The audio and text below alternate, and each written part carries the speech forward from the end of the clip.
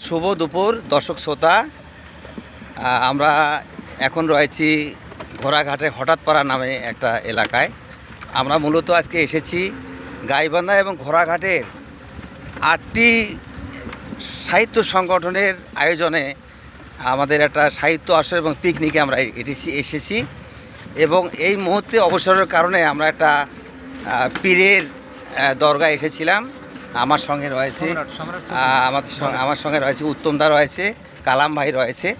আমরা এখন উত্তমদার সঙ্গে কথা বলবো। হ্যাঁ দাদা বলেন। কাসেম ভাই ঠিকই বলেছেন, আমরা এখানে পিকনিকের জন্য এসেছি। এখানে ইতিহাস ঐতিহ্যের একটি সমৃদ্ধ স্থান ঘোড়াঘাট। এই ঘোড়াঘাটে অনেক কিছু রয়েছে, সুরা মসজিদ থেকে শুরু করে পাঁচ আউলিয়ার মাজার থেকে শুরু করে ব্রিটিশের সময়কালে ভারত মহাদেশের টাকশাল যে এখানে ছিল, টাকার একটা কারখানা ছিল, সেটিও এখানে দেখলাম।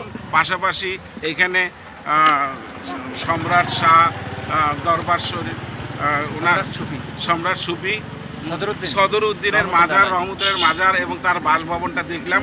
আসলে এখনও ভঙ্গুর অবস্থায় আছে, ধ্বংসস্তূপের মধ্যে এখনও কালের সাক্ষী হয়ে দাঁড়িয়ে আছে। তার নির্মিত সেই তবরক তৈরি সেই চুলাটি এখনও দেখা যায় এবং তার 8 কুঠুরি দুয়ার যে গৃহটি ছিল, যে বসত ভিটাটি ছিল, সেটির চিহ্নটা এখনও বিরাজমান এবং প্রধান ফটক যেটি, সেটি এখনও পাথরে নির্মিত, এখনও দণ্ডায়মান। এটি দেখার মতো। যারা আমাদের এই যে ইতিহাস ঐতিহ্য স্থানগুলো দেখতে ভালোবাসেন, যারা পর্যটক রয়েছেন, আমার মনে হয় প্রায় 700 থেকে 800 বছর পূর্বে এই স্থানগুলোতে এই অলিয়া উলিয়ারা ইসলাম প্রচারের জন্য এসেছিলেন এবং তাদের কবর এখানে আছে। তাদের কবর ঘিরেই এখানে মাজার সৃষ্টি হয়েছে। দূর দূরান্ত থেকে মানুষরা তাদের এখানে তাদের মানত পূরণ করার জন্য এবং ধর্মীয় দিনগুলো পালন করার জন্য এখানে আসে। সেই দিনে একটি মেলার সৃষ্টি হয়। সব মিলিয়ে একটি গ্রামীণ সংস্কৃতি গড়ে উঠেছে এই আউলিয়াদের দরবার শরীফকে ঘিরে। আর পাশাপাশি রয়েছে করতোয়া নদীর সন্নিকটে এবং ঘোড়াঘাট থানার পার্শ্ববর্তী উপমহাদেশে পাক ভারত মহাদেশের একটি প্রসিদ্ধ স্থান নুসরাত শাহ, যেটি পরিচালনা করতেন এই এলাকাটি। তার সময়কালে এখানে টাকশাল ছিল, রূপার টাকা স্বর্ণের টাকা তৈরি হতো। কাসেম ইয়াজমির ভাই, আজকে যদি পিকনিকে না আসতাম তাহলে এই স্থানগুলো দেখা অবশ্যই আমার আবার বিভিন্ন নতুন নতুন ইতিহাস ঐতিহ্যের জায়গাগুলো দেখতে খুব ভালো লাগে এবং এর সম্পর্কে জানতে ভালো লাগে এবং একে নিয়ে লেখালেখি করারও একটা চর্চা আমার আছে। আপনি তো জানেন কাসিম ভাই। আমরা তাহলে এখন ফিরে যাব, আমাদের আহার গ্রহণের সময় হয়েছে। আমরা আমাদের যে স্পটটি রয়েছে আমবাগান, যে লালদহ পুকুরকে ঘিরে ঐতিহাসিক স্থান, সেই জায়গায় আমরা ফিরে যাচ্ছি। আবারও আমরা আরো অন্যান্য স্থানগুলো দেখব, আবার ভিডিও চিত্রে ফিরে আসবো। আমরা আবার ফিরে যাচ্ছি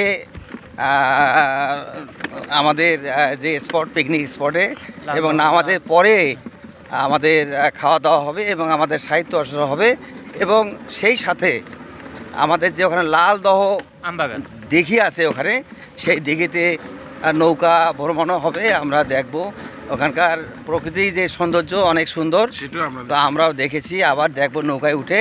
আমরা এখন খুব সংক্ষিপ্তভাবে আবুল কালাম ভাইয়ের কাছে একটু শুনবো যে কেমন লাগলো অনুভূতি, ছোট্ট করে। অসাধারণ, প্রাচীন ঐতিহ্যকে ধারণ করে এখনও রয়ে গেছে তাদের সেই 1000 বছর পূর্বেকার তাদের যে কীর্তি, তাদের যে ধর্মীয় শাসন ব্যবস্থা ছিল। আমরা যে মাজারে গেলাম, সম্রাট সুফি সদরউদ্দিন রহমতুল্লাহ আলাইহির মাজার, সেখানে দেখলাম যে একটা গুহার মধ্যে উনি অনুভূতি জানান। সেখানে 2টি জায়নামাজ এখনও বিছানো আছে, সেখানে এখনও নামাজ বন্দেগী একজন ব্যক্তির সঙ্গে কথা হলো, উনি পড়েন, নিয়মিত পড়েন। হ্যাঁ, তো যাই হোক, আপনাকে তো ভালো লাগছে নাকি? আপনি তো যদিও আপনার গোবিন্দগঞ্জ এলাকায়, আপনার বাড়ি ঘোড়াঘাট এলাকায় অনেকটা, এই যে আউলিয়াদের যে কর্মকাণ্ড, সেটা যে অতি প্রাচীন, সেই তার নিদর্শন স্বরূপ আমরা আজকে যারা যেটুকু দেখলাম, তারা আসলে দুনিয়াদারির থেকে সম্পূর্ণ আলাদা হয়ে তারা বন্ধুই করতেন। আচ্ছা কালাম ভাই, ভিডিও আমাদের বড় হয়ে যাচ্ছে, পরে আমরা আর একটা করবো আমরা। এখন সকলকে ধন্যবাদ।